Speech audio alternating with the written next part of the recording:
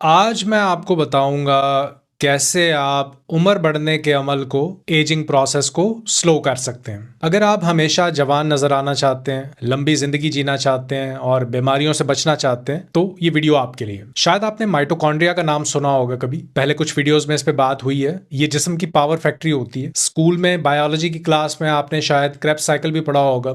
ये cycle basically एक circle की तरह होता है। इस पूरे साइकिल को चलाने के लिए बॉडी को कुछ मॉलिक्यूल्स, कुछ केमिकल्स की जरूरत होती है जिन्हें कोफैक्टर्स कहते हैं, वरना ये प्रोसेस बीच में रुक जाता है। इनमें से एक है एनएडी। एनएडी एक बहुत अहम मॉलिक्यूल है। क्रेब्स साइकिल इसके बगैर पूरा नहीं होता, एनर्जी नहीं बन पाती, और जब एनर्जी नहीं बन पाती तो बॉडी के सेल्स मरने लगते हैं, सेल डेथ होने लगती है। अब ये होता क्यों? CD38 ये बढ़ना शुरू हो जाता है और इसके बढ़ने की वजह से एनएडी की मिकदार कम हो जाती है। तो ऐसे ही 5 कंपाउंड्स हैं जो आप अपनी डाइट में शामिल कर सकते हैं, जिससे आप एनएडी को बढ़ा सकते हैं और लंबी जिंदगी जी सकते हैं। एपिजेनिन दूसरा कंपाउंड है, एंथोसाइनिन्स तीसरा कंपाउंड है, करक्यूमिन अगला फाइटोन्यूट्रिएंट है, क्वर्सेटिन। आखिर में जो कंपाउंड है वो है EGCG। ये बॉडी में CD38 को बढ़ने से रोकता है, एनएडी को बढ़ाता है और लॉन्जेविटी बढ़ाता है।